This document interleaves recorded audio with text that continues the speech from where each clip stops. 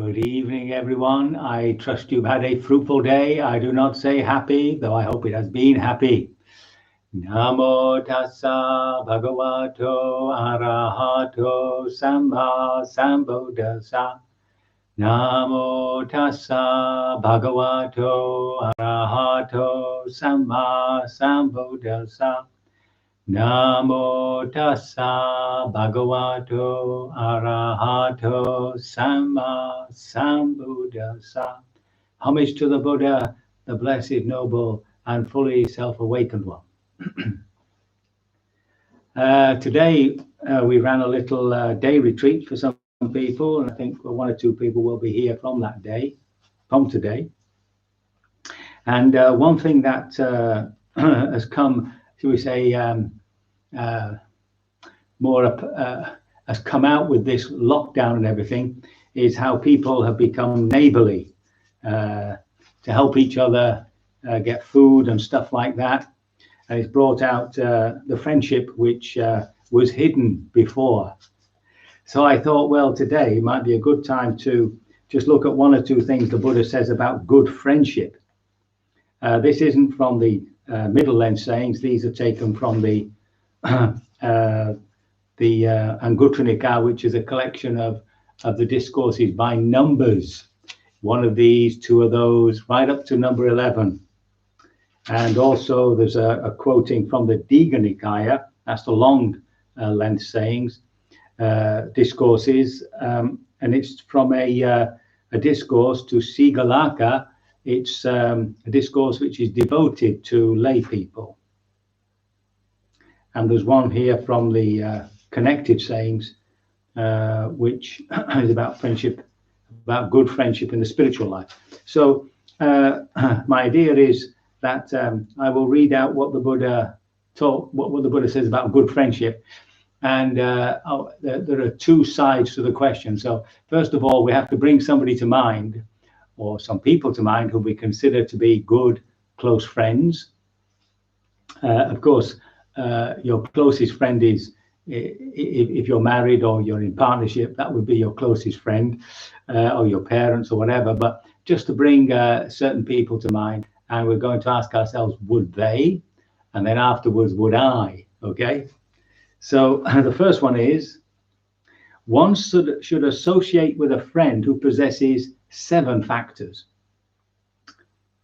They give what is hard to give. So the first time round, it's somebody you know, somebody who's a friend. Huh? Would they give something that is hard to give? Would they do something for you which was hard to do? In other words, asking a little sacrifice for them.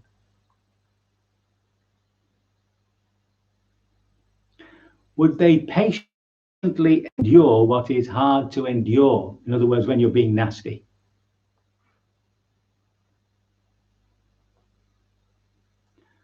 Would they reveal their secrets to you?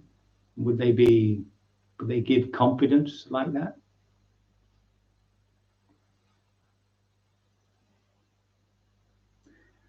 Would you have confidence in them not to tell your secrets to others?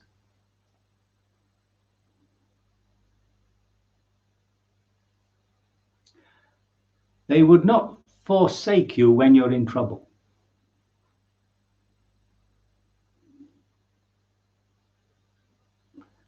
They would not look down upon you. The word here is despise, but I think that's a bit strong.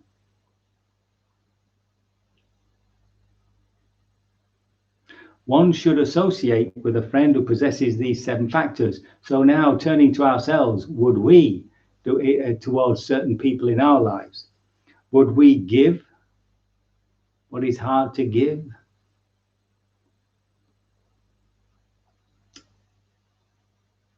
You think of an example, you see. It doesn't have to be just one person, but have you actually given what was hard to give? Have you done what was hard to do?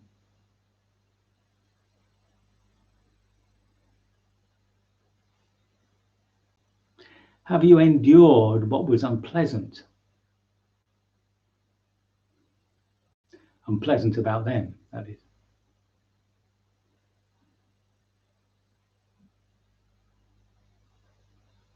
Have you revealed secrets to them that you wouldn't want other people to know, that is?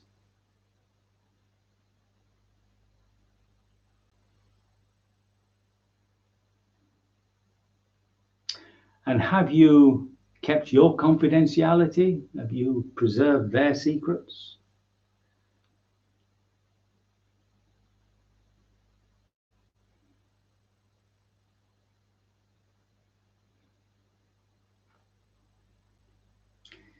Have you ever forsaken somebody who was in trouble? You've just not helped them when you could have done.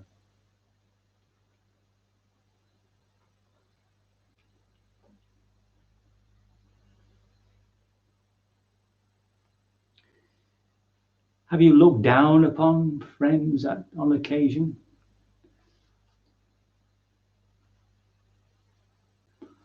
Or have you indulged that? I mean, occasionally maybe it happens, but have you actually indulged looking down upon them, thinking badly of them?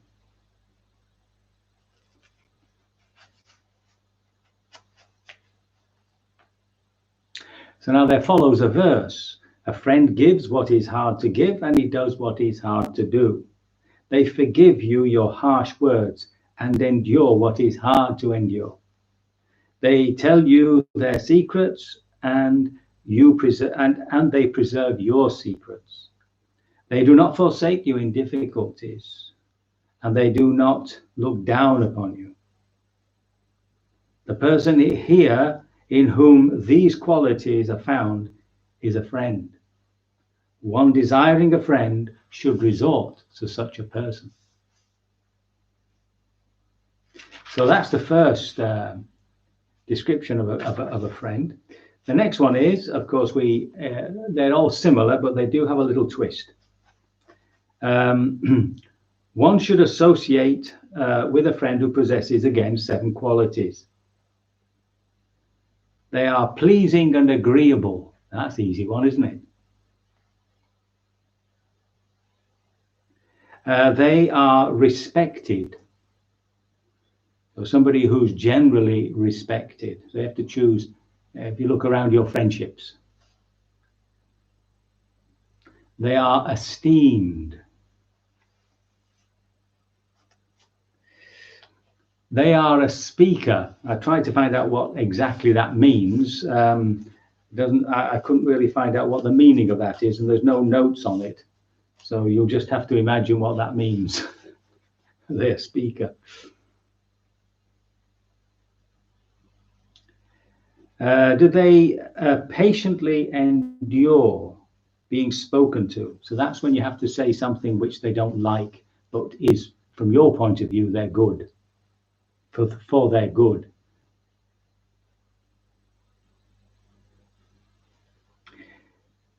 Do they have deep conversation?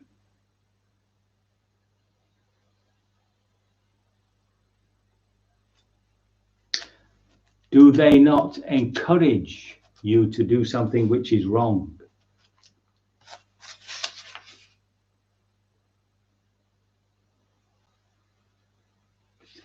So that's another set. They're obviously very close together.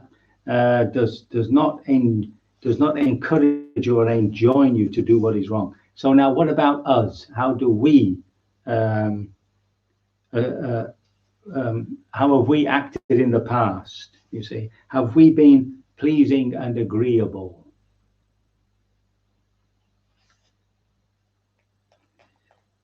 Can we be respected?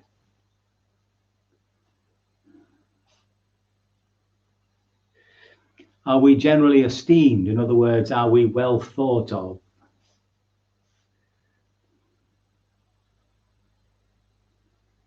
I don't know what this means. Are we a speaker? I don't know. Somebody, you'll have to imagine what that is. Do we patiently endure being spoken to, corrected?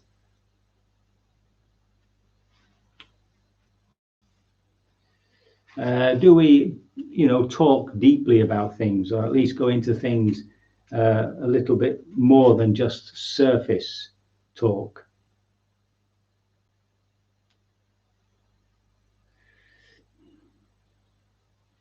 And do we not lead people into wrongdoings?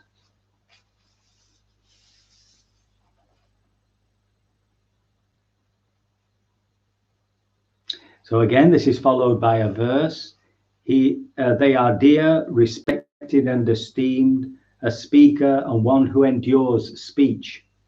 So I presume, not quite sure what that means. To give deep talks and does not enjoin one to do what is wrong. The person here in whom these qualities are found is a friend, benevolent and compassionate. Even if one is dismissed by him, one desiring a friend should resort to such a person. So even if you meet somebody like that, but they don't particularly want to know you, we should try to find somebody similar.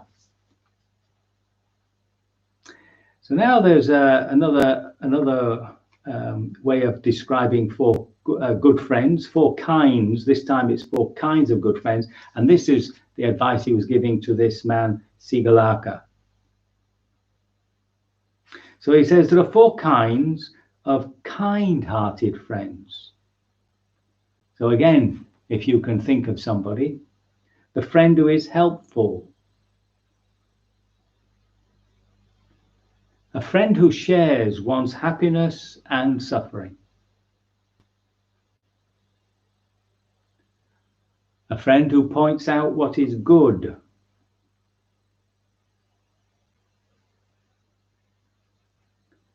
and a friend who's sympathetic.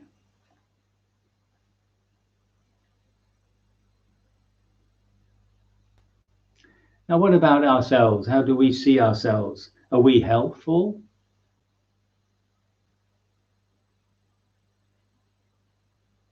Do we share our happinesses and sufferings, disappointments, and so on?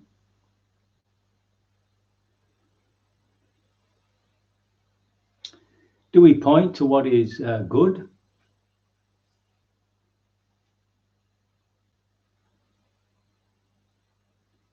Are we sympathetic?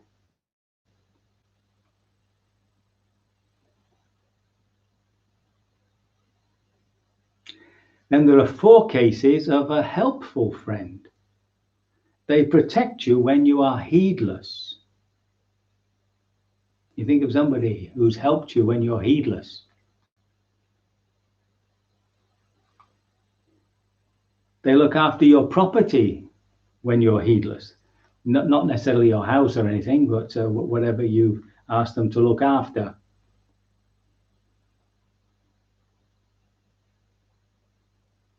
Are they a refuge when you're frightened?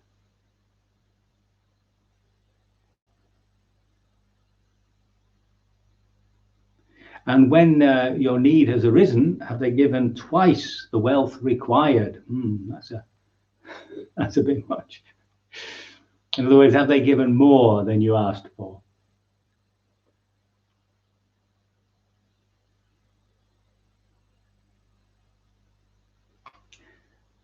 What about us?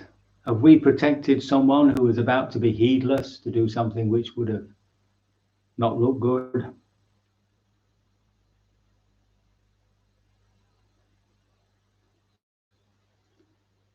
Have we protected their property from if they've been heedless?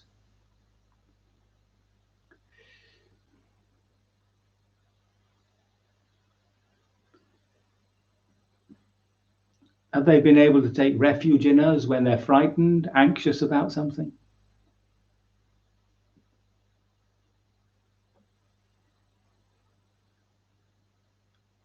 And when somebody's asked for financial help, have we given them and a little bit more?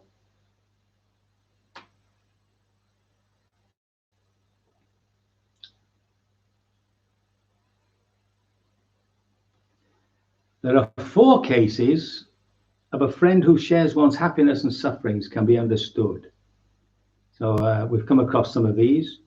They reveal their secrets to you.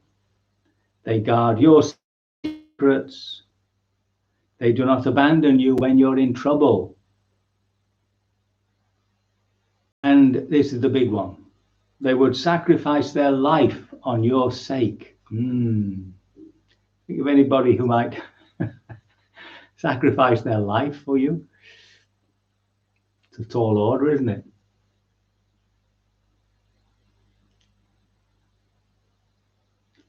What about us?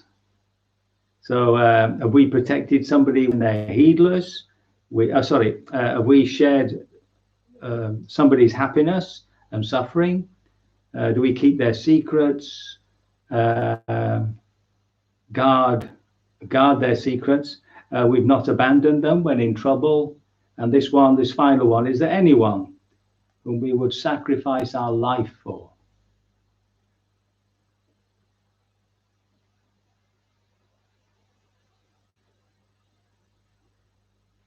Jesus, of course, said there is no greater gift than to give one's life for another. And there have, of course, been cases in history. The one that came to mind was more of a novel, The Tale of Two Cities, out of love. I can't remember, Dalton, is it? He finally goes to the guillotine, replacing this man who his true love actually loved. She didn't love him, so but he was happy to offer his life for her happiness. It's a far, far better thing I do now than I've ever done before. So that's a tough one, isn't it? Sacrifice your life for somebody. 4 cases of a friend who points out what is good. So they restrain you from evil. So we've had something like that before. They enjoin you to do what is good. They encourage you to do what is good. They inform you of what you have not heard. So I presume it's if somebody said something about you that they're happy to, they will inform you, especially if it's something that might harm you. And they point to you to the path of heaven. So that, of course, is the ethical path. There are 4 cases of a sympathetic friend. They do not rejoice in your misfortune. Yeah, can you think of somebody who does not rejoice in your misfortune? And they rejoice in your good fortune. They stop those who dispraise you.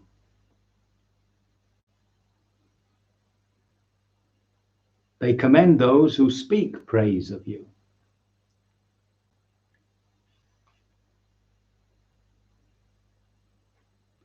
What about us? We, when a friend of ours has fallen to misfortune, do we rejoice or do we not rejoice? Can you think of an occasion?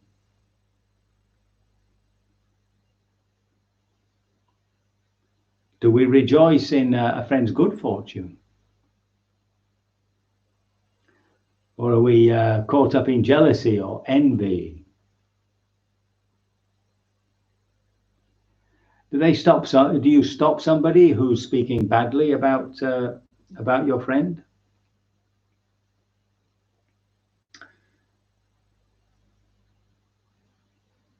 And commend those who speak well of them?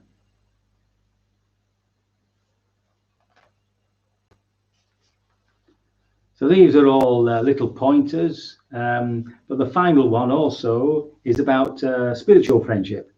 So here's Ananda. Ananda always says that he knows something, and then the Buddha always has to correct him. So here's Ananda saying, Bhante, this is half the spiritual life.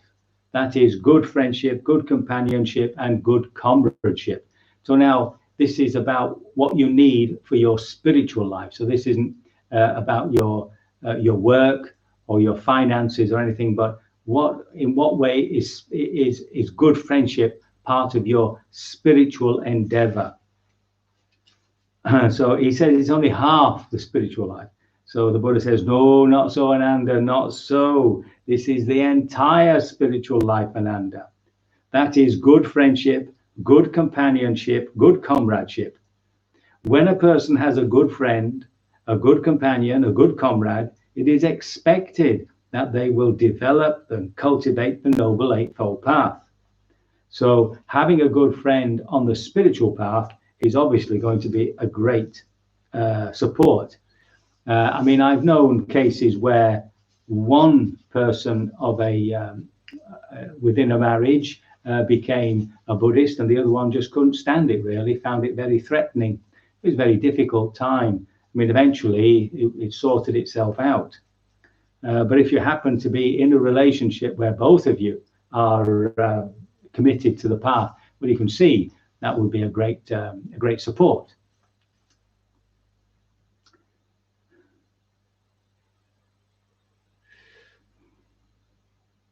So that it just ends off by saying it may be understood how the entire spiritual life is good friendship, good companionship, good comradeship.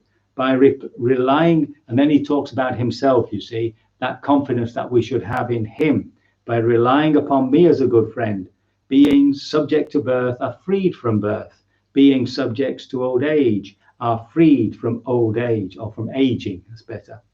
Being subject to death are freed from death, being subject to sorrow, lamentation, pain, dejection, and despair are freed from sorrow, lamentation, pain, dejection, and despair. By this method, to Ananda, it may be understood how the entire spiritual life is good friendship, good companionship, and good comradeship. So in other words, when we take refuge in the Buddha and his teaching, they become our very good spiritual companions. So these are just reflections. It's a way that we can use the discourses just to consider ourselves and to move us along the path. I can only hope that you are moving along the path, and that you will be soon, that you will be liberated from all suffering sooner rather than later. So we can begin our practice.